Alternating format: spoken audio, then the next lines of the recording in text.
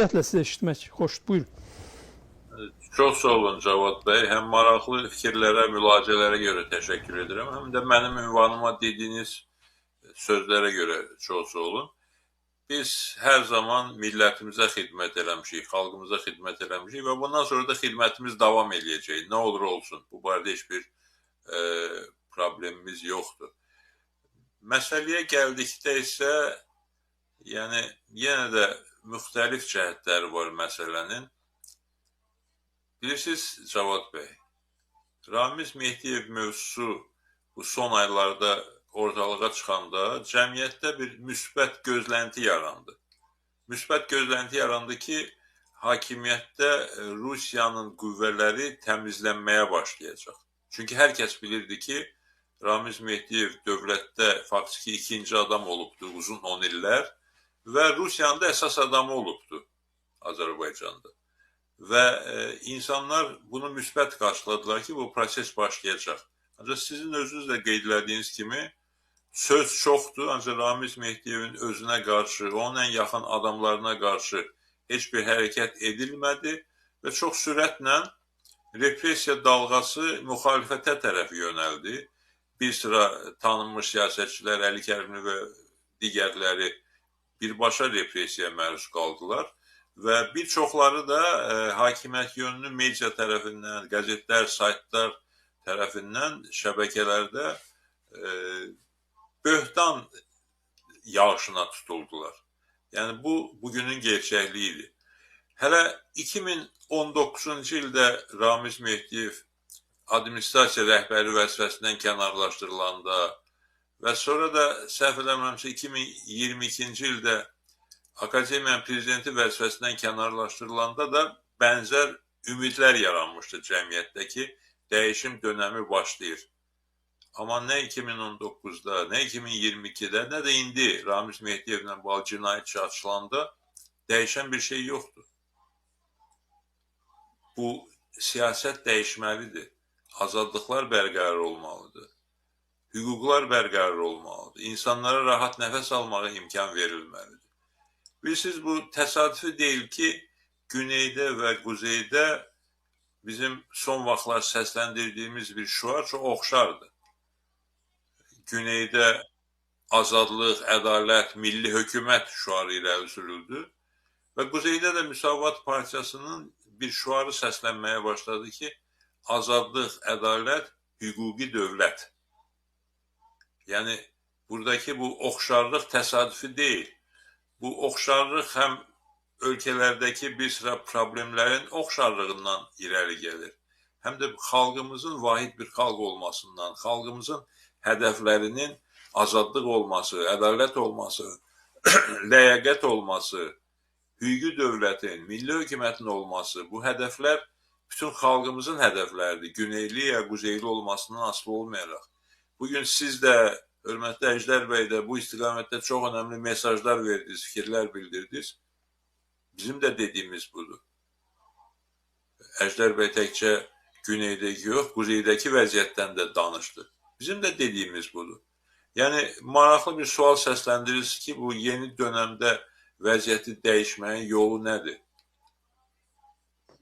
Hələ 2020-ci ildə 44 günlük savaş bitəndən sonra Şuşa başda olmaqla torpaqlarımızın önəmli bir hissəsi işğaldan azad olunandan sonra biz Müsavat Partiyası olaraq dedik, bir sıra digər qüvvələr də dedi ki, yeni bir şərait var. Azərbaycanda sözdə deyil, gerçək islahatlar üçün münbit şərait var, imkan var və hakimiyyət bunları həyata keçirməyə başlasa, müharibə dövründə ortada olan o milli birlik, milli həmrəylik ki var, yenə də özünü göstərəcək və ölkədə çox sürətlə müsbət ciddi dəyişikliklərə nail olmaq mümkündür. Baş vermədi. Heç bir ciddi dəyişiklik baş vermədi. Yəni, Qarabağımızın işğaldan azad edilməsini biz Müsavat Partiyası olaraq həddindən artıq böyük uğur kimi qiymətləndirmişik. Bu tarixi bir uğurdur və bu dəyişməz olaraq bizim qiymətimizdə budur, belə olacaq. Ancaq bundan sonra, xüsusən də 2023-cü ildə Xankəndi işğaldan azad ediləndən sonra bütün işğal olmuş ərazilərimiz üzərində Azərbaycanımızın suverenliyi bərqərar olandan sonra yenə də müəyyən gözlənti oldu ki, müsbət dəyişikliklər dönəmi gəldi, başlayacaq. Yenə də olmadı. Yenə heç bir dəyişiklik edilmədi. Yəni, biz Müsavat Partiyası olaraq və bir sıra başqa qüvvələr də təkrar bunu xatırladırıq, qeyd edirik. Deyirik ki, ölkəmizin inkişafı üçün, xalqımızın xoşbəxt yaşaması üçün, dövlətimizin xarici təhdidlərdən müdafiə oluna bilməsi üçün bir sıra şərtlərlə yanaşı ən önəmli şərtlərdən biri milli birlikdir. Bunun üçün də dəfələrlə təkrarladığımız kimi ədalət olmalıdır, həm sosial ədalət olmalıdır, həm siyasi bərabərlik olmalıdır.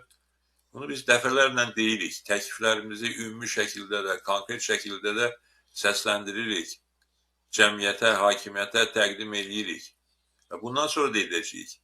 Amma burada vəziyyəti, ölkədəki vəziyyəti dəyişmək ilk növbədə hakimiyyətdən asılıdır. Hakimiyyət bunu etməlidir. Və sadaladınız ki, bir çox dövlətlərdə vəziyyət nə dərəcədə ağırdır. Tamamilə haqlı olaraq həmin dövlətlərin adını çəkdiniz. Adını çəkdiniz dövlətlərin demək olar ki, hamısı diktator ölkələri idi, avtoritar rejimli ölkələri idi. Elə ölkələr idi ki, xaricdən bir zərbə vurulan kimi hakimiyyət dərbədər oldu. Elə ölkələrdir ki, xalq özü dəyişiklik istəyirdi və ilk imkanda o dəyişikliklər xəttinə, kürəyinə qoşuldu. Biz Azərbaycanın bu şəkildə davam etməsini istəmirik. Biz deyirik ki, Azərbaycan azad bir ölkə, demokratik bir ölkə, haqqın, ədalətin bərqərar olduğu, məhkəmələrin müstəqil olduğu, seçkilərin azad və ədalətli keçirildiyi bir ölkə olsun. Və biz inanırıq ki, bu da olacaq. Mən sizin söylədiyiniz mənfi senarilərin heç birinin baş tutacağına inanmıram. Azərbaycan dövlətinin müstəqilliyi əbədidir. Azərbaycan xalqı heç bir zaman imkan verməz ki, bu müstəqilliyi əldən geçsin. Bu müstəqil dövlətimiz yaşayacaq, davam edəcək.